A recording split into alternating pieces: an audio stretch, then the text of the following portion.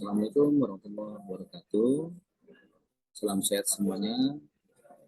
Perkenalkan, nama saya Muhammad Yusuf Rahman Siahaan, STMT. Saya merupakan dosen tetap program studi teknik mesin Universitas Medan Area. Berikut ini akan saya sampaikan merupakan RPS dari mata kuliah yang saya ambil di tahun ajaran 2022-2023 semester ganjil ini, di mana mata kuliah yang saya ambil adalah mata kuliah gambar mesin 2 di semester 3 dengan jumlah SKS adalah 2. Mata kuliah ini dari CPL Prodi dibebankan terhadap mata kuliah sebanyak 6 CPL, dan dari CPL tersebut diturunkan menjadi CPMK ada 4 bagian, di mana CPMK yang pertama adalah mahasiswa mampu menjelaskan fungsi, sifat proyeksi, dan etiket gambar teknik yang digunakan di industri. Kemudian CPMK yang kedua, mahasiswa mampu mengimplementasikan konsep dasar gambar teknik 2 dimensi dengan bantuan perangkat lunak menggambar 2 dimensi. Sedangkan CPMK yang ketiga, mahasiswa mampu mengimplementasikan konsep dasar gambar teknik 3 dimensi dengan bantuan perangkat lunak menggambar 3 dimensi. Dan CPMK yang terakhir adalah mahasiswa mampu membuat gambar teknik dengan ukuran dan tata letak yang sesuai standar ISO. Jadi artinya grup dari mata kuliah ini adalah CPMK 4 ini. Diharapkan mahasiswa mampu membuat gambar teknik yang sesuai dengan standar ISO. Berikutnya adalah turunan dari CPMK sendiri, ada sub CPMK ada 7. Jadi di tabel ini juga disampaikan korelasi hubungan antara CPMK dengan sub CPMK-nya. Deskripsi dari mata kuliah ini adalah mata kuliah gambar mesin 2 adalah mata kuliah lanjutan dari gambar mesin 1. Mata kuliah ini membahas tentang membuat gambar teknik secara terperinci sesuai dengan ukuran dan tata letak standar ISO. Gambar teknik yang dibahas adalah gambar teknik dengan 2 dimensi dan 3 dimensi. Untuk mengikuti perkembangan teknologi, gambar teknik dikerjakan menggunakan perangkat lunak seperti AutoCAD dan SolidWorks.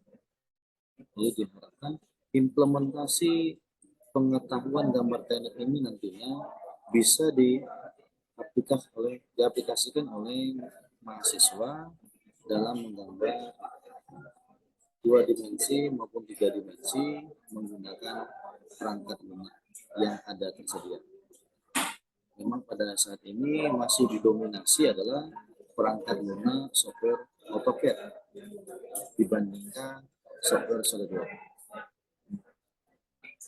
Kemudian dalam RPS ini juga disampaikan bahwa referensi buku yang digunakan yang pertama KKC 1 tahun 2003 dengan judul penggambar mesin menurut standar ISO. Kemudian yang kedua pengarang Johnson tahun 2004 dengan judul aplikasi AutoCAD 2002 aplikasi mesin. Kemudian pengarang GH Yudi Kristianto tahun 2010 dengan judul Mahir dalam 5 hari AutoCAD untuk teknik mesin.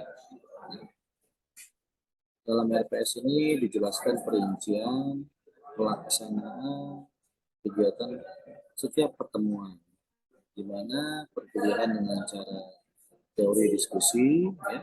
Kemudian dosen akan mempraktekkan bagaimana penggunaan fungsi-fungsi dari perangkat lunak tersebut, icon-iconnya, agar bisa digunakan dalam penggambaran teknik yang nantinya mahasiswa dapat melakukan secara mandiri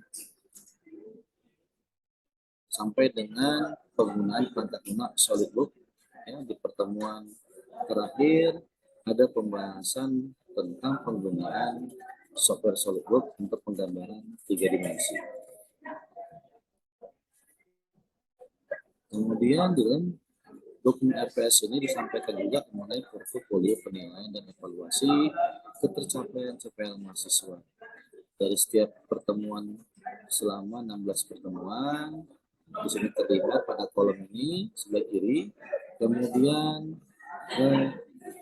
bentuk-bentuk soal dan bobot yang diberikan setiap pertemuan, beserta bobot nilainya, total keseluruhan adalah 100%.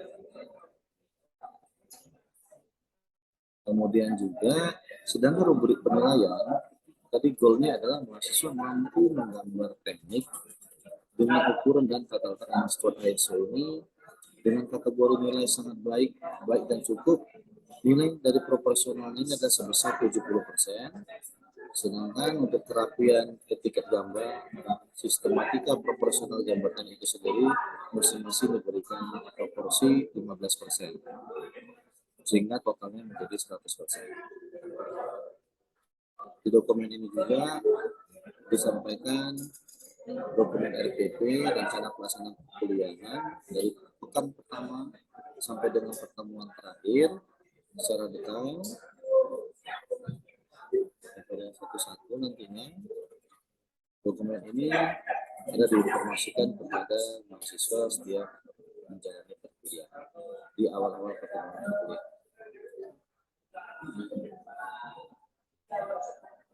Terakhir dalam penyampaian ini saya informasikan adalah mengenai kontrak kuliah mata kuliah ini, di mana bahwa capaian pembelajaran yang diharapkan tadi adalah mahasiswa mampu memahami dan mempraktekkan penggunaan perangkat lunak software AutoCAD maupun SolidWorks terhadap gambar teknik, baik 2 dimensi dan khusus SolidWorks dan AutoCAD 3 dimensi.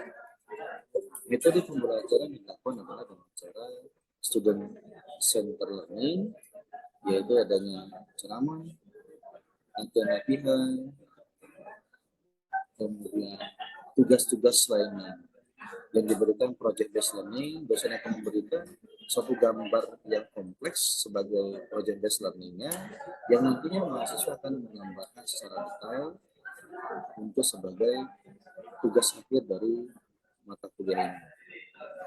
Sehingga apa yang diharapkan tadi CPMK 4 bisa tercapaikan.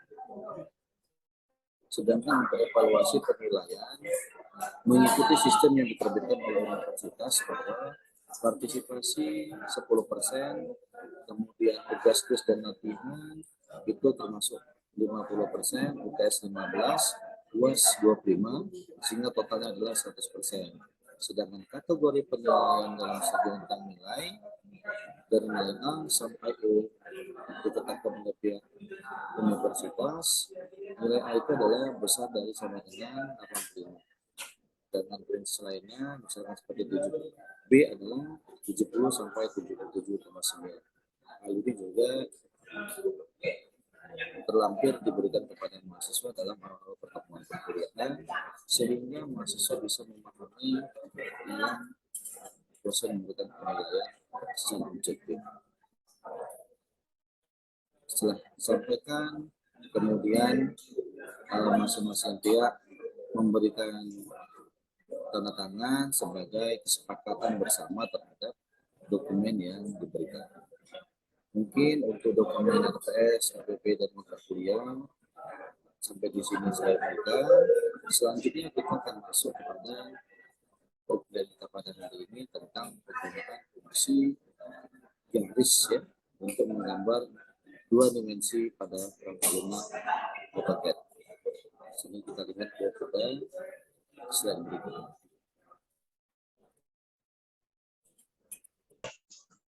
Baik, hari ini kita masuk kuliah dari gambar mesin 2 berkaitan dengan penggunaan software AutoCAD ya, karena di mata kuliah gambar 1 dibuat penggambaran dengan secara manual gambar tekniknya.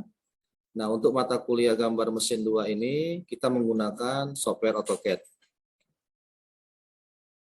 Oke, adik-adik boleh juga mencoba dibuka aplikasi AutoCAD-nya. tampilan yang akan diberikan. Akan saya share tampilannya.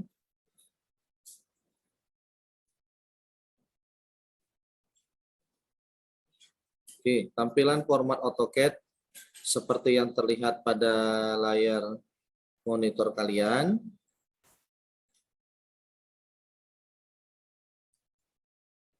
Maka akan muncul icon-icon Windows perintah dari aplikasi AutoCAD sendiri.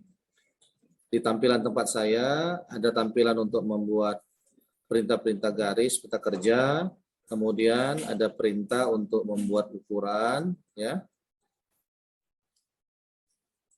Kemudian di sisi sebelah sini adalah perintah objek lainnya.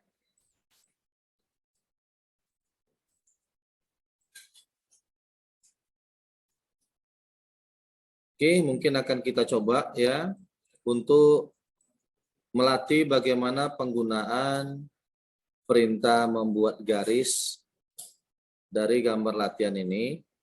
Akan saya share.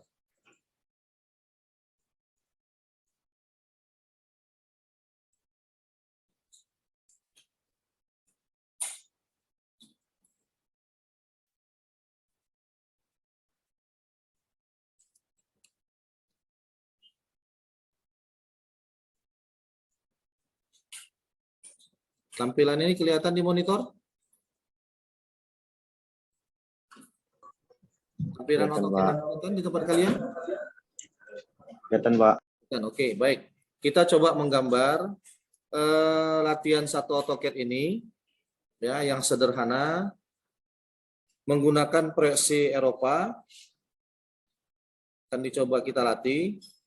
Sisi pandangan dari sebelah sini ya, sisi pandangan dari pengamat dari sisi sebelah sini, pandangan isometrik.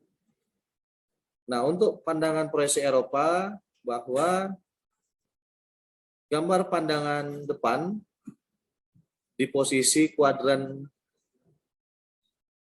ketiga, kemudian untuk pandangan samping berada di kuadran kedua,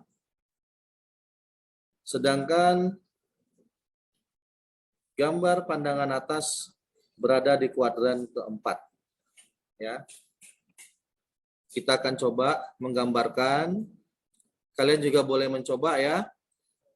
Perintahnya kita gunakan untuk dalam menggambar bisa beberapa cara. Dalam AutoCAD ini bisa menggunakan perintah bagian Windows bagian atas, dipilih bahasa di sini draw, maka pilih line untuk menggaris, pilihan untuk menggaris. Ketika untuk memilih hal yang lain, tinggal mengklik bagian yang lain, misalkan arch atau cycle, ya. Tapi dalam gambar ini latihan kita menggunakan garis sehingga tidak ada menggunakan bentuk fungsi yang lainnya. Nah, bisa juga dari icon yang seperti punya saya di sebelah kiri, ini menggunakan perintah lain dari Windows 11 ini ya. Sudah ada ikonnya langsung, atau bisa melalui dari layar komen. Ditulis perintah line, kemudian tekan enter, maka tinggal dibuat garisnya seperti gambar yang diinginkan akan dilakukan. Oke, kita coba. Maka kita lihat gambarnya bahwa dengan ukuran panjang 90 dengan tinggi kita kurangi dari sini 25 dikurangi 10, maka ketinggian bidang ini adalah 15. Oke, kita pilih line, klik bebas, satu kali dilepas, tarik arah sesuai dengan yang diinginkan, dengan bentuk pada tampilan layar harus 0 derajat garisnya. Kemudian kita ketik 90, tekan enter satu kali, maka akan muncul garisnya. Kemudian tekan enter sekali lagi, akan bebas dari perintah untuk pembuatan garis line. Nah, untuk memperbesar bisa melalui kursor, di scroll untuk memperbesarnya, atau dengan cara perintah bagian ini ada pen real time, ada zoom real time, ada zoom window untuk memperbesar bagian yang diinginkan. Oke, kita lanjutkan. Tadi dengan ketinggian, kita klik lagi line-nya. Dari titik ujung sampai muncul simbol endpoint, kita klik naik ke atas dengan sudut 90 derajat kelihatan pada layar monitor. Ketik 15, kemudian enter. Nah, selanjutnya enter sekali lagi, kita lihat gambar garis yang akan kita lakukan. Berikutnya adalah bidang yang sebelah kiri, garis sebelah kiri tampak sebelah sini, dengan ketinggian 20 ditambah 15, 35 ketinggian garisnya. Maka kita pilih line, kita dekatkan sampai muncul titik endpoint-nya, klik di situ, naik ke atas, sudut 90 derajat, ketik 35, enter. Kemudian bidang ke sampingnya tadi kita lihat lagi gambarnya, enter sekali lagi. Bidang sisi sebelah sini, garis yang tampak, itu sejauh 25 mili. Kemudian nanti akan kita buat garis ketinggian 20 mili. Sisanya akan kita teruskan menuju jumpa endpoint pada titik ini. Baik, kita lanjut ya. Ambil line, klik di ujung di sini, seperti yang tadi, dia ada endpoint-nya. Sesuaikan arah tujuan garis, 0 derajat, sejauh 25. Tekan enter satu kali, kita lanjutkan dengan arah ke bawah, ketinggian 20 mili, sudut 90. Kita enter satu kali, kemudian kita luruskan sampai menuju perjumpaan titik silangnya di endpoint tadi. Klik di situ satu kali, kemudian enter. Maka dia sudah bebas dari perintah pembuatan garis, sudah terbentuk dari pandangan depannya, sisi sebelah depan ini. Nah, kita lihat lagi, apakah dari gambar ini sisi di belakangnya ada yang terlihat atau ada yang tidak terlihat. Di sisi sebelah kanan, ini ada bidang yang terlihat karena dia di posisi bagian atas dengan bidang panjang 20, tinggi 10, dan lebarnya 10 mili.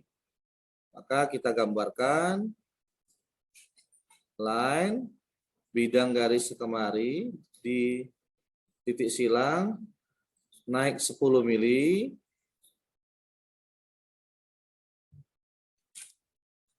enter, kemudian kita arahkan lurus dengan sudut 180 derajat, jaraknya ketik 20 mili, kemudian di enter, kemudian turunkan ke bawah, sampai bentuk silang juga muncul, dan sudah terlihat ada 10 mili jaraknya.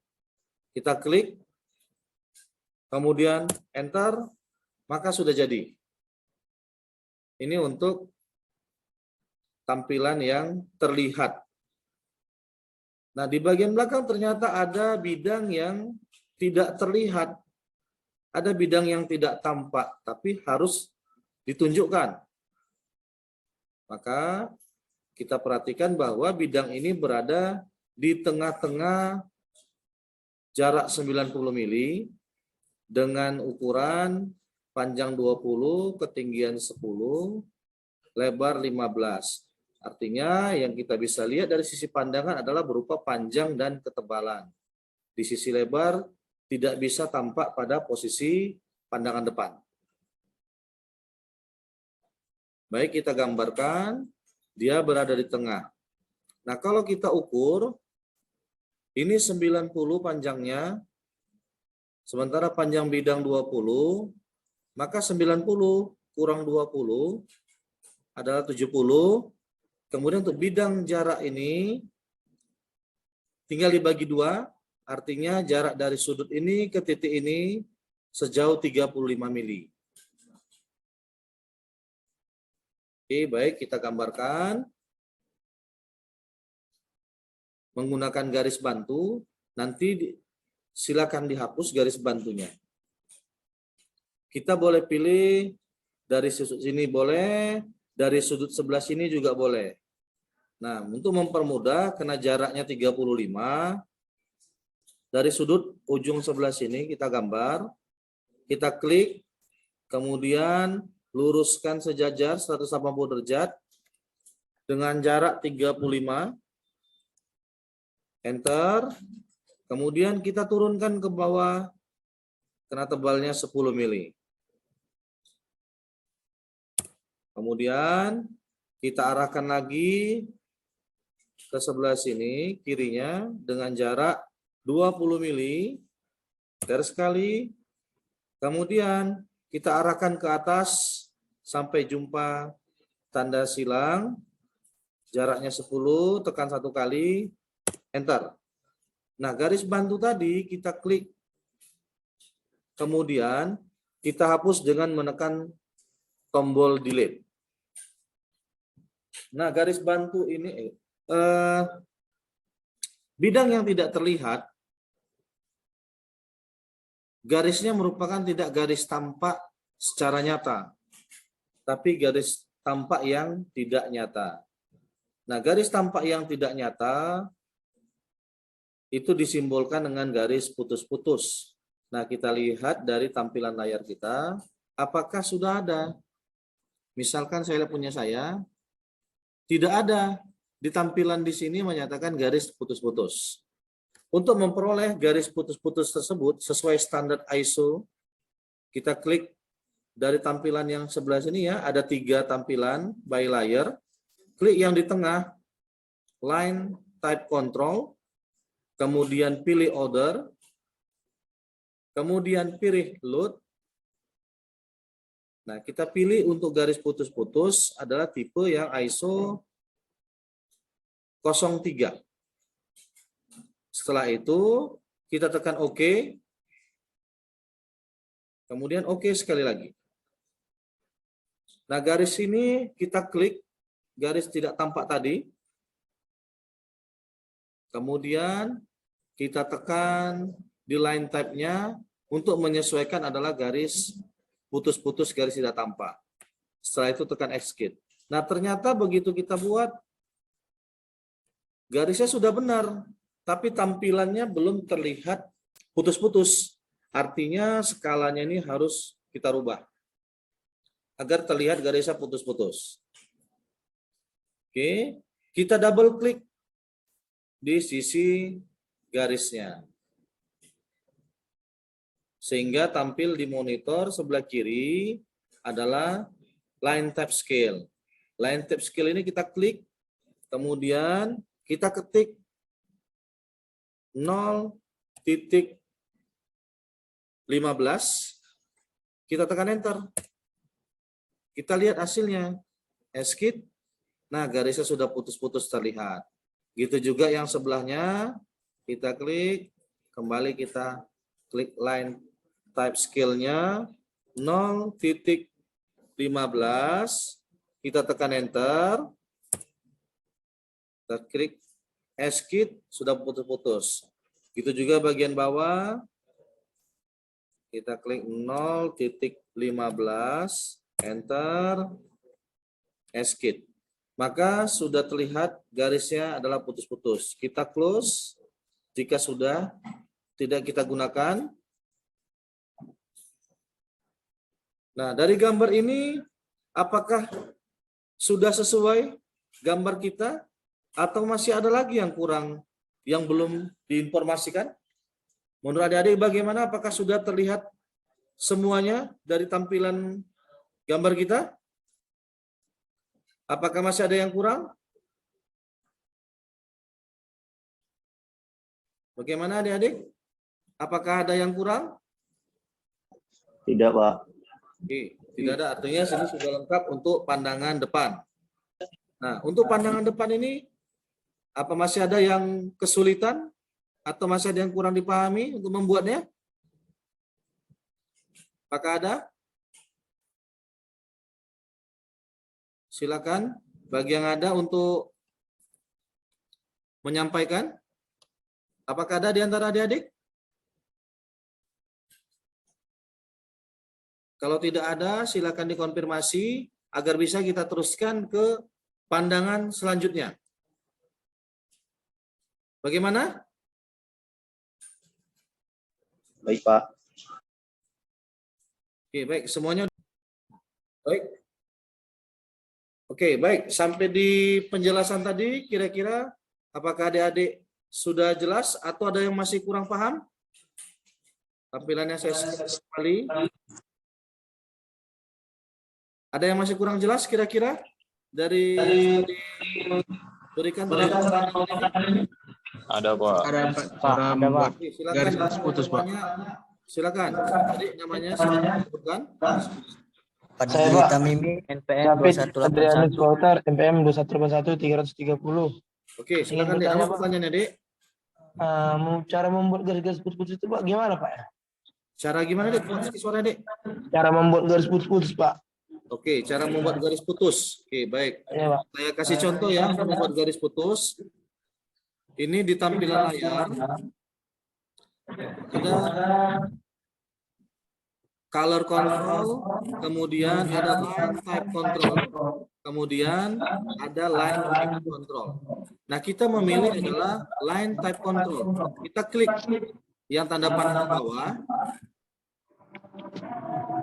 Kemudian, jika tidak ada garis putus-putus pada tampilan layar pilihan di sini, kita klik order. Ya, kita klik order. Kemudian kita pilih load. Nah, di sini kita pilih garis mana yang kita butuhkan. Ya, tampilan di sini. Nah, kita menggunakan adalah ISO 03. Setelah kita klik ISO 03, kita klik OK. Kemudian, karena ini sudah ada, dia minta reload. Oke, yes-kan saja. Maka, kemudian OK-kan lagi. Nah, garis tersebut akan muncul di sini, deh. Pilihannya ada. Ya, tinggal kita inginkan yang mana mau kita kasih garis putus-putus. Kamu klik garis yang kamu butuhkan sehingga bisa menyesuaikan. Oke, baik, kita gambar untuk yang pandangan samping. Kira-kira udah jelas untuk yang penjelasan garis putus-putusnya tadi? Jelas Pak. Oke, baik ya. Kita lanjut dengan pandangan samping. Sebelum kita tutup perkuliahan kita pada hari ini, mungkin adik-adik untuk bersiap diri, kita berdoa dulu sebelum ditutup kelasnya, ya. Oke, baik, ini saya close dulu ya. Kemudian, baik, silakan kepada adik-adik sebelum kuliah kita tutup agar berdoa. Doa dimulai.